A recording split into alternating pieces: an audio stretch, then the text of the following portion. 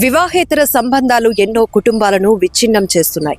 కొందరు ఆత్మహత్యలు చేసుకుంటే మరికొందరు హత్యలు చేసేందుకు కూడా వెనకాడటం లేదు. అనకాపల్లి జిల్లా మునగపాక మండలం మేజర్ పంచాయతీలో దారుణమైన ఘటన చోటు చేసుకుంది. భార్యాభర్త సరిత రాజ్ కుమార్లు భార్యాభర్తలు. వీళ్ళు మునగపాక మండల పరిధిలో ఉంటున్నారు. అయితే భర్త రాజకుమార్ అచ్యుతాపురంలోని ఓ ప్రైవేట్ కంపెనీలో పనిచేస్తున్నాడు.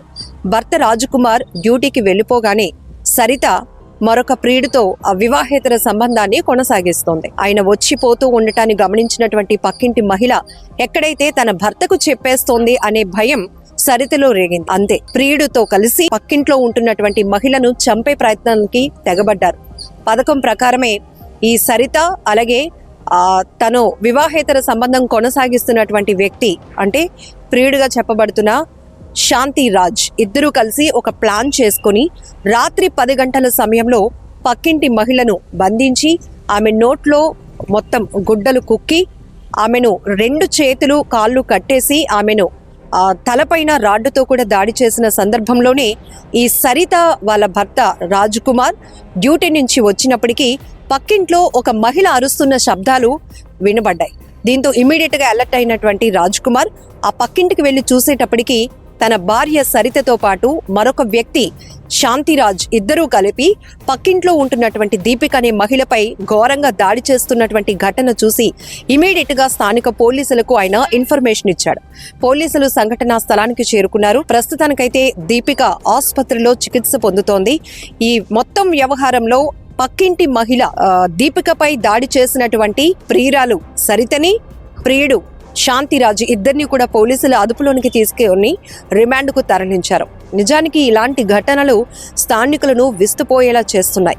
ఎందుకంటే వివాహేతర సంబంధాలు ఎంతో మంది సంతోషంగా ముందుకు వెళ్తున్నటువంటి కుటుంబాలను ఛిద్రం చేస్తున్నాయి, విచ్ఛిన్నం చేస్తున్నాయి. ఇలాంటి వివాహేతర సంబంధాల వల్ల భర్తలు భార్యల్ని పిల్లల్ని కూడా దూరం చేసుకునే పరిస్థితులు చూస్తున్నాం.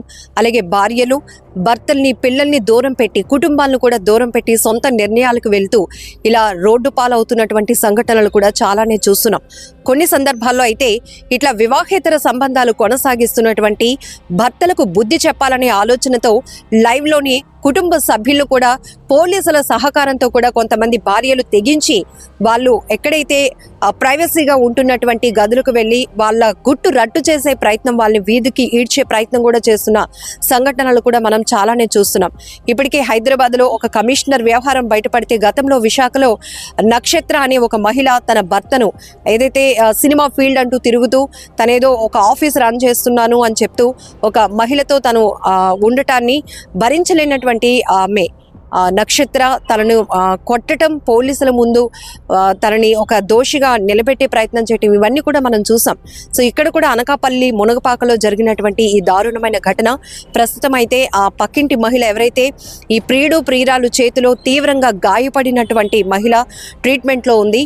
పోలీసులు వీళ్ళిద్దరిని కూడా రిమాండ్కు తరలించారు. ఇక్కడ ఒక్కసారి ఆ భర్త పరిస్థితి ఆలోచిస్తే తన భార్య ఇంకొకరితో వివాహేతర సంబంధాన్ని కొనసాగిస్తోంది అనేది భరించలేని విషయం. అయితే ఈ విషయం ఎవరికి తెలిసిపోతుందనో లేకపోతే తనకే తెలిసిపోతుందో అనే ఆలోచనతో పక్కింటి ఒక మహిళ అని కూడా చూడకుండా తను కూడా ఒక మహిళ అనే ఆలోచన కూడా లేకుండా ఇలా స్కెచ్ వేసి ఆమెపై ఇంత దాడికి పాల్పడటం అనేది కూడా అతను జీర్ణించుకోలేని పరిస్థితి.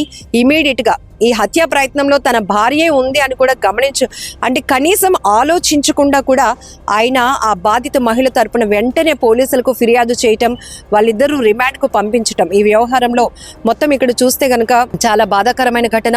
ఇలాంటి ఘటనలు నివాస గృహాల మధ్య జరుగుతూ ఉండటం స్థానికులు కూడా ఈ ఘటనతో ఒక్కసారిగా షాక్ గురైనటువంటి పరిస్థితి.